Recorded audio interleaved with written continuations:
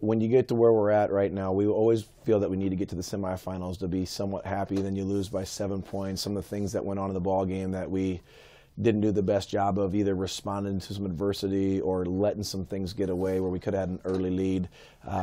It's frustrating, but I'm very proud of the guys, with what we had coming back. We were still relatively young. We had our 2020 class has been so strong.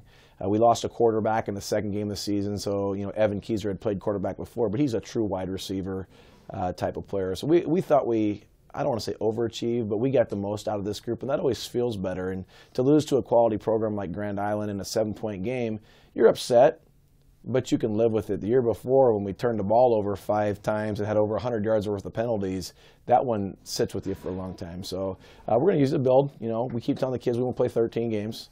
We do 130 push-ups, 10 for each game we want to win. And we just want to get all the way there again because that Memorial Stadium experience is amazing. I felt like last season we didn't bond well with each other. I mean, there was kind of groups, like each position had their own little group, and then overall there was little groups with players from different positions. I think if we can get all those groups to be together and be one, we'll have a better shot at getting down to Lincoln again for another state title. Actually, I'm not even proud about what I did. I think our team overall, with our quarterback being lost in the very beginning, we kind of had to have some composure at the very start and then be able to build through and get better and better, whether my O-line, whether just the whole team in general playing together well. Start with Xavier Betts. Obviously, considered one of the more talented guys in the entire country. It looks like he's really started to fill out, too. Yeah. He's getting pretty big. I guess tell me a little bit about what he brought to the table for you, how he did last year coming off of a super sophomore season, and what you're expecting out of him going forward. We really saw defenses start to shift towards him, and it made things a little bit difficult, and he got a little frustrated with that. Now, he was still able to run by some of those guys because he's so doggone fast. That's why he's such a great prospect. He's 6'3", maybe 6'3.5". He weighs a solid 200 pounds. And he's just a good-looking cat, right, with great speed. So we had to throw a lot of stuff underneath, which is kind of tough because his first 2 years, man, we were just able to, let him go because we had other receivers that were crazily better than him. It makes for other players to have great seasons. Shane Daly Jr., he's going to South Dakota State, partly because of the defenses had to shift, and he took full advantage of that. And then by the end of the season, they were shifted towards him. Unfortunately, Xavier battled a real bad ankle injury, which hindsight probably should have sat him out a couple games and let him come back a little bit more healthy. I wish we would have done that because his numbers weren't quite as good as what they could have been. But, that's part of the learning as a coach, part of him learning to go through some adversity. We're looking forward to seeing what he can do. We're probably going to have to get a little bit more tricky with our screen game to get him the ball because I'm sure teams will probably shift towards him again. It was a little hard starting off because I didn't get the ball as much as I did my sophomore season, which I kind of knew coming into the season it was going to happen. So I was kind of more worried about like Nate, Shane, and Mason getting the ball more, me taking some opponents off of them to get them open, which Shane even mentioned in an interview after the Elkhorn South game that for me getting double teamed left him wide open, which he scored a lot that game. So I was more worried about their success over mine, which was my main point throughout the season. Who are some of the schools that have been showing you the most attention that you talk to the most? Mainly Nebraska and Minnesota. Those are the two that have been in constant contact a lot with me throughout the postseason and preseason. It's mainly those two. He's a genetic freak, and they want those kind of guys. The common theme is he looks like the guy's already on our campus, and as we visited, he does. His thing is he's got to do the day-to-day things better, his schoolwork. He's a very smart individual, but he needs to do a better job, and he can make it. It's all going to come down to him. Every one of these coaches knows that by May we're going to know if he can get there or not. And I would keep telling him, man, when you're 30 years old, you don't want to look back with regret because you will. So I'm anxious to see how these next 15 weeks go, and I'm just crossing my fingers and my toes so I don't kick him in the butt too hard, and I get tired of texting him all the time. But if that's what we got to do, we're going to do it, and I just hope he gets it together. I'm not really sure. I haven't really fully decided yet. I've been weighing the pros and cons of where I want to go and how far it is, and it's kind of just it's hard to choose because I want to stay close to home so I can see my family every once in a while. But I also kind of want to go out and try to be on my own a little bit and experience the real world.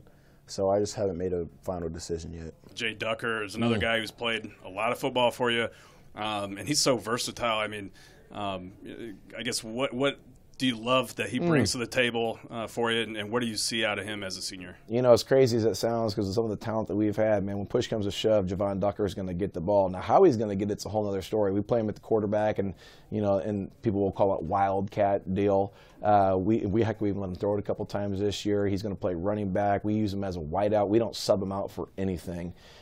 He's just a special talent. He's so doggone smart. He wants to know the whys to everything, which allows him to play so many different positions. And we're going to take advantage of that even more this year, because why not? I mean, we got him for one more year. Let's see what he can do. He's a special talent, and I can't wait for track. He has absolutely worked his butt off in his hang cleans and his squats, you know, because they're worried about his top end speed. Well, I don't ever see him getting caught. But at the same time, man, they want to see some track time. So he's going to go out there and run that 100 and 200 and see what can happen. And I think things are really going to blow up even more. I've asked Coach Walters at Nebraska to keep a close eye on his track times, because I think he's perfect for what they do. Definitely just my vision. I like to, and just my football IQ, what I would call it. It's just I like to know everything, not just what I do, but just what everything does and how everything works. So if I see something happening, I can either help out a lineman or just hit the hole and get going. He's gotten big. I know. He's put together pretty well. Yeah. What type of work has he been doing? Well, you know, partly I think he had so much success early, he didn't quite understand that. You know, he's got great genetics. His dad was a Division I football player. His mom played softball at South Dakota. Tristan, his older brother. So I think he thought it was just going to happen. And when he wasn't getting some of the attention that he wanted, he figured it out. You know, he started eating better. He started lifting harder. You know, and those are things that you have to do, because what the kids don't understand, they're not competing against someone at Burke or North or Prep. They're competing against someone in Alabama and Florida and Texas, California. Who knows? Well, there's a big tweet today about all the different places that the coaches went to find kids. And I think he matured. He mentally matured and figured it out. Yeah, he's gained about 15 pounds, and he's a good-looking drink of water. Mail-wise, definitely Stanford. They send mail about every day, sometimes twice a day. I'm also getting stuff from Michigan State, Oregon State, Princeton, Columbia. All the Ivy Leagues have also contacted me and just waiting for ACT scores and stuff like that. Purdue sends me a lot of graphics still, and they still keep in contact. Iowa DM'd me recently.